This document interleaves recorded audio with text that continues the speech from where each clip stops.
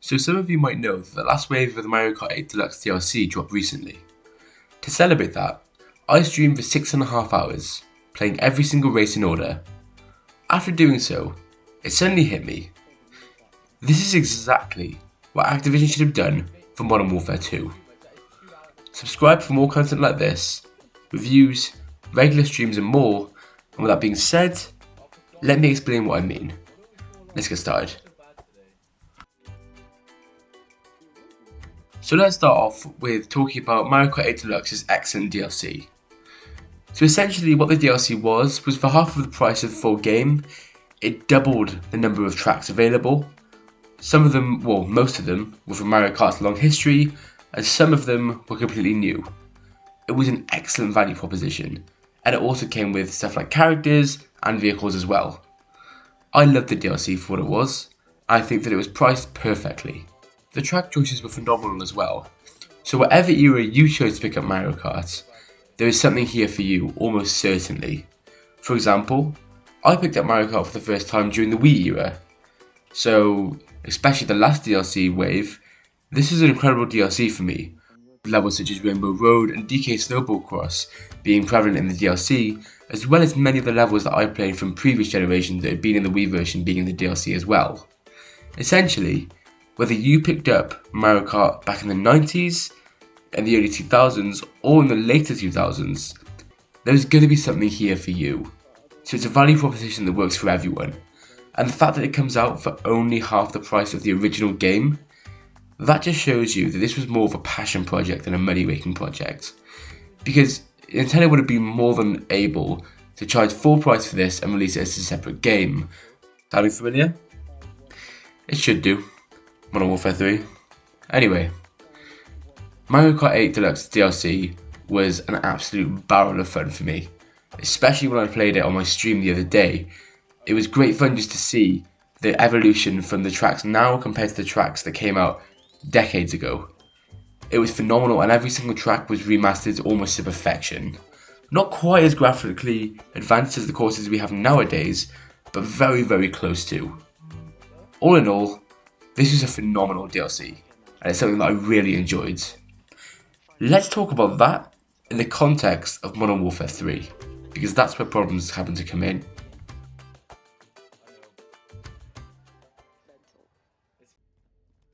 So the day before I did the Great Mario Kart race with my mates on stream, I actually played Modern Warfare 3's campaign. And I'm actually going to be playing more Modern Warfare 3 either tomorrow if I release this video on Sunday, or today if I'm releasing it on Monday. So be sure to subscribe and turn notifications on if you're interested in seeing me playing the multiplayer and zombies component of the Modern Warfare 3 games and reviewing them the next day. But with that being said, after playing the Modern Warfare 3 campaign, I was struck very quickly exactly how much of a cash grab this campaign and this entire product really was. Put it this way, the amount of recycled and reused content in Modern Warfare 3 was absolutely outrageous. The campaign seemed ripped almost entirely from Warzone. The graphics and presentation of the game was straight out of Modern Warfare 2. And the multiplayer? Well, is it even worth talking about the multiplayer? We all know the controversies around it at this point, and I'll see more about that in my review and during my stream. This is going to be concentrated mainly on the campaign, because when you charge $70 for a premium game, the expectations just become much higher. That's where Modern Warfare 3 truly falters, because in terms of new content, it's so far behind what it could have been, that it's almost outrageous that they decided to release this for full price. Put it this way, for $70 you get maps from Modern Warfare 2 all the way from 2009, you get a very short, very phoned in campaign. On top of all of that, we're then finished off with the zombies mode that is essentially just a reskin of the free DMZ mode. Does that sound like something that would be valued at $70 to you, a full price premium game? My answer would be instantly no. It doesn't feel like a full price premium game. It's actually funny because Mario Kart 8 Deluxe's DLC feels more like a full price premium game than Modern Warfare 3 does in its entirety. And this is selling for half the price of the original game, which is even cheaper than the price of Modern Warfare 3, which is absolutely insane. It's actually the blueprint of Mario Kart 8 Deluxe that really makes Modern Warfare 3's release seem all the more shocking, because it's almost exactly what people expected and what Activision should have done. Modern Warfare 3 should have been a slight story expansion to Modern Warfare 2, and it should have been a whole series of previous maps from Modern Warfare 2009 tacked on to the 2022 game. It's that simple. Just think about how much better that would have gone down with the community, and they could have waited a year and Sledgehammer could have released what they were originally working on, which is Advanced Warfare 2, which actually would have been a massive hit with many people, including me, because it's become more and more obvious that Activision is only interested in pushing either Black Ops or Modern Warfare content, and it's time for something different. The ridiculous level of parity with Warzone is actually what ruined this entire experience for me. The campaign feels like it was ripped straight out of Warzone. Zombies feels like it's come straight out of the DMZ. Let's talk a little bit about the premium price that Modern Warfare 3 carries, and why that price comes with higher expectations. In 2023, gamers and consumers are starting to wake up a little bit to just how much game companies are mugging them off. For example, Call of Duty has become less of a premium product now than it was 10 years ago, and it all started with the introduction of the Battle Pass in 2018's Black Ops 4. Since then, Call of Duty games have been more and more about introducing new packs to the shop than introducing new content to the games that consumers have paid for. It's all about how much money can we get the consumer to spend as they enjoy our game, and less how can we expand these games and create more ways for players to enjoy them. I almost trust Activision Blizzard about as much as I trust a bank. I'll use their services because I enjoy their service that they involve.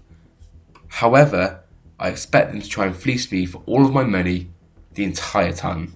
I'm not expecting anything that's surpassing the value proposition, and I'm not expecting any huge changes. I'm just expecting them to try and charge me for every penny along the way. That's why I'm glad that Microsoft has purchased Activision Blizzard, because I'm really hoping that they'll be able to see some sense into what has essentially become Call of Duty destroying its own brand identity. So many fans around the world gasped a sigh of relief when Call of Duty announced it was going to be taking a year break.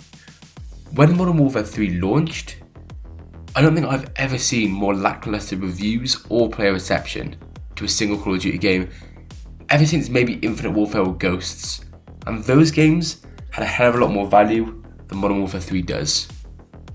The moment that Call of Duty evolves less than a FIFA game is when its brand really has died, because Call of Duty isn't about releasing exactly the same game year on year. It's an entirely new experience, a new story, a new additional mode, and every single year there have been relatively new changes to every single Call of Duty game since the original. Modern Warfare 3 is the most samey a Call of Duty game has felt, and that's not just because of the gameplay, but you can use the guns from Modern Warfare 2, you can use your skins, and listen, I'm not saying that's entirely a bad thing, but firstly, guns in Modern Warfare 3 feel a hell of a lot more powerful than ones in Modern Warfare 2, so the Modern Warfare 2 guns are just less efficient. And the only reason this is all possible is because you can tell this is just originally intended to be a DLC. There are no changes whatsoever apart from the tactical aiming.